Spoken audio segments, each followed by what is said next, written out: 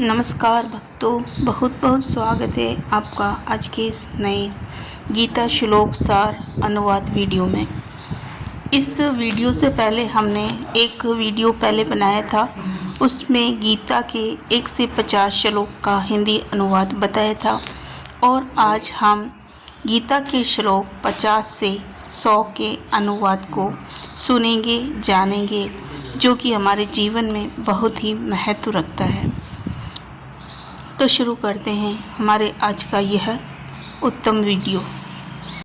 गीता के श्लोक 50 में भगवान श्री कृष्ण कहते हैं, कर्म योगी व्यक्ति अच्छे और बुरे कर्मों से ऊपर उठ जाता है, इसलिए योग में लगो। भगवान कहते हैं कि हमें योग करने से जीवन के महत्वपूर्ण रहस्यों का पता चलता है और हम फालतू के कर्मों से ऊपर उठकर अच्छे और श्रेष्ठ कर्म करने लग जाते हैं। श्लोक 51 में भगवान श्री कृष्ण कहते हैं, ज्ञानी लोग कर्म के फल का त्याग करके जन्म मरण के बंधन से मुक्त हो जाते हैं। वे अपने जीवन में कर्म बंधन को त्याग देते हैं और जो लोग ज्ञानी होते हैं वे अपने कर्म फल का त्याग कर देते हैं और जन्म मरण के बंधन से मुक्त हो जाते हैं। हमें भी कोशिश करना चाहिए कि हम इस गीता के उत्तम ज्ञान को ग्रहण करें और कर्म फल के बंधन से मुक्त हो जाएं। श्लोक 52 का अनुवाद हमें ये बताता है, जब तुम्हारी बुद्धि मोह से मुक्त हो जाएगी तब तुम सत्य को समझ पाओगे। जब तक व्यक्ति मनुष्य मोह के बंधन से मुक्त नहीं हो जाता तब तक उसे सत्य का ज्ञान नहीं होता, उसे सत्य की प्राप्ति नहीं होती। इसीलिए व्यक्ति को स्वयं को मोह से मुक्त करना ही चाहिए। जब तक आप मोह से मुक्त नहीं होंगे तब तक आप सत्य को नहीं जान पाओगे। श्लोक 53 के अनुवाद में भगवान श्री कृष्ण कहते हैं, जब मन स्थिर हो जाएगा तब तुम योग को प्राप्त कर लोगे। जब तक आपका मन स्थिर नहीं होएगा, भटकता रहेगा सांसारिक मोह माया में, तब तक तुम योग को प्राप्त नहीं कर सकते। इसलिए पहले अपने मन को स्थिर करो, उसके बाद तुम योग के प्राप्त करने के लायक बन जाओगे और जब आपको योग की प्राप्ति होगी तब ही आपको जीवन का मूल अर्थ समझ में आने लगेगा। श्री अर्जुन भगवान श्री कृष्ण से पूछते हैं, श्लोक 54 का अनुवाद, स्थित प्रज्ञ व्यक्ति कैसे बोलता है, कैसे बैठता है, कैसे चलता है? श्री अर्जुन के पूछने पर श्लोक 55 के अनुवाद में भगवान श्री कृष्ण कहते हैं कि जो व्यक्ति सभी इच्छाओं को त्याग देता है वही स्थित प्रज्ञ कहलाता है और इच्छाओं को त्यागना आसान नहीं होता। फिर भगवान श्री श्लोक 56 के अनुवाद में कहते हैं, जो सुख दुख में समान रहता है वही सच्चा ज्ञानी होता है। फिर भगवान श्लोक 57 के अनुवाद में कहते हैं, जो हर परिस्थिति में आसक्ति रहित रहता है वह स्थिर बुद्धि हो जाता है। श्लोक 58 के अनुवाद में भगवान श्री कृष्ण अर्जुन को बताते हैं, जो अपनी इंद्रियों को कछुए की तरह समेट लेता है वही व्यक्ति ज्ञानी होता है। जो व्यक्ति विषयों से दूर रहने पर भी मन में आसक्ति रखता है लेकिन भगवान को पाने से वह भी खत्म हो जाती है। श्लोक 59 के अनुवाद में भगवान ये बताते हैं कि विषयों से दूर रहने पर भी मन में आसक्ति रहती है लेकिन भगवान को पाने से वह भी खत्म हो जाती है। भगवान अर्जुन से कहते हैं, श्लोक 60 के अनुवाद में इंद्रियां बहुत बलवान है, वह बुद्धिमान व्यक्ति को भी विचलित कर सकती है, इसलिए सावधान रहना। इंद्रियों पर विजय प्राप्त करना ही तुम्हारा उत्तम लक्ष्य होना चाहिए। जब आप इंद्रियों पर विजय प्राप्त कर लेते हैं, तब ही आप उत्तम बुद्धिमान व्यक्ति बन जाते हैं। श्लोक 61, जिसमें भगवान बताते हैं, जो व्यक्ति इंद्रियों को नियंत्रित कर मुझे स्मरण करता है, वही स्थिर बुद्धि वाला है। भगवान श्री कृष्ण कहते हैं, श्लोक 62 के अनुवाद में, विषय का चिंतन करने से आसक्ति पैदा होती है। श्लोक 63 में भगवान कहते हैं, आसक्ति से इच्छा, इच्छा से क्रोध और क्रोध से विनाश होता है।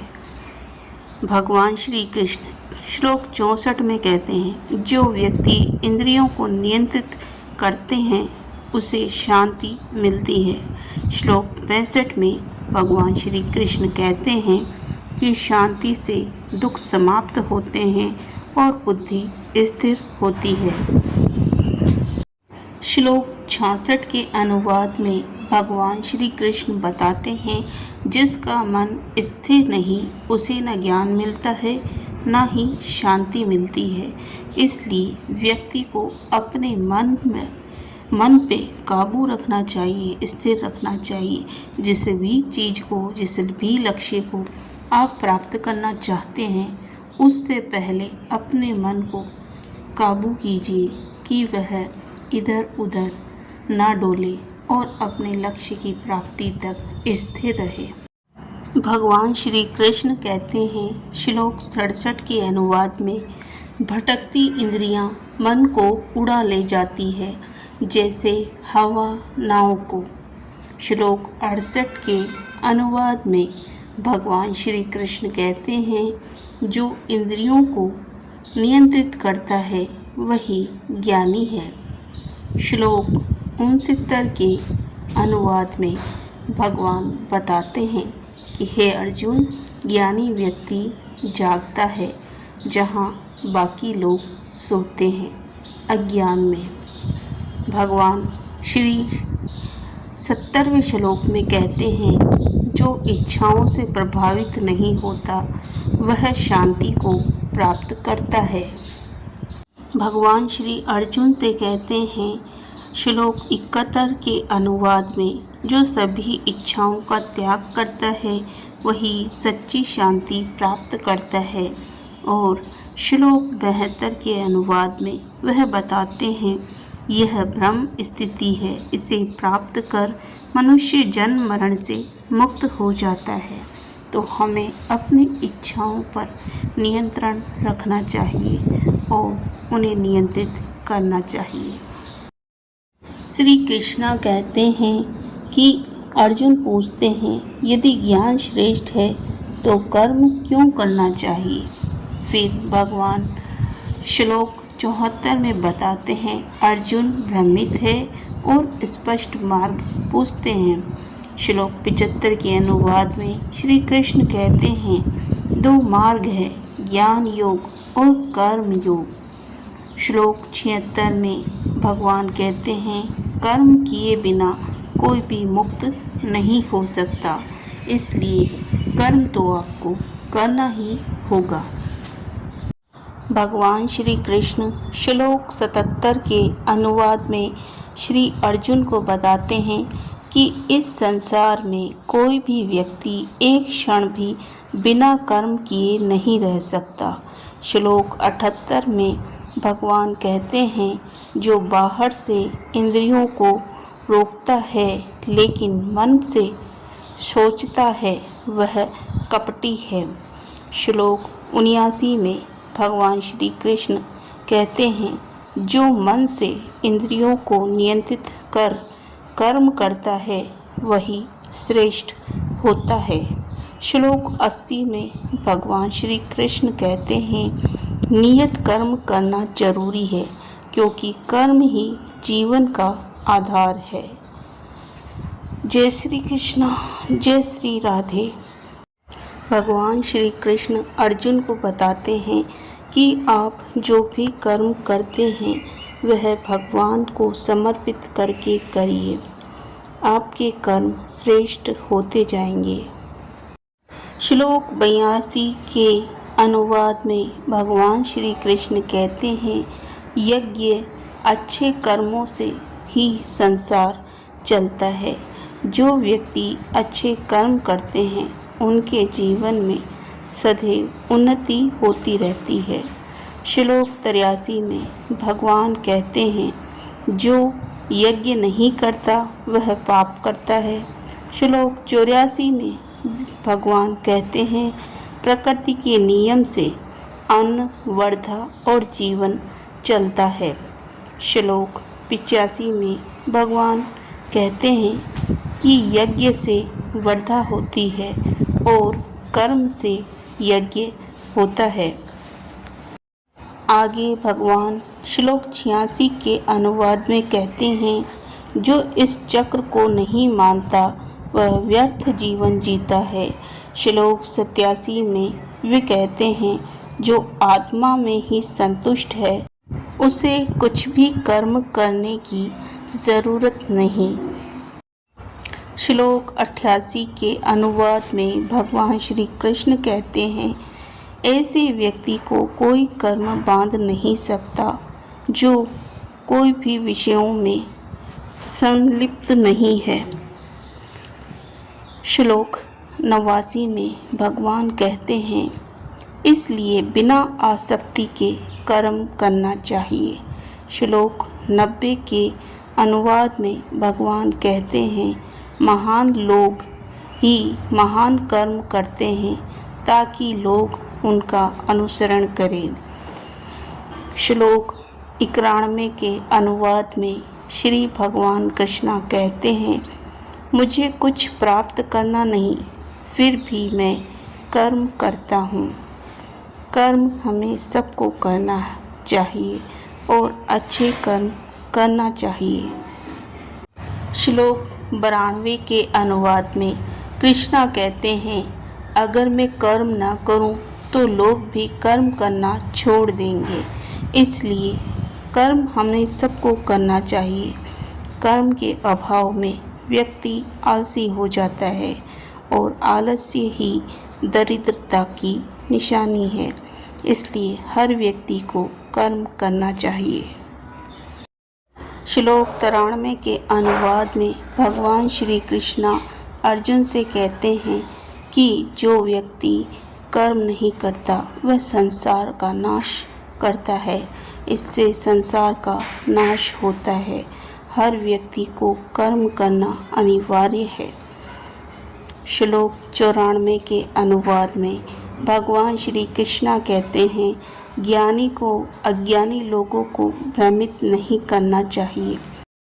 श्लोक 95 के अनुवाद में श्री कृष्ण कहते हैं, अज्ञानी आसक्ति से कर्म करते हैं और ज्ञानी बिना आसक्ति के कर्म करते हैं, और जो बिना आसक्ति के कर्म करते हैं उन्हें ही उचित फल की प्राप्ति होती है।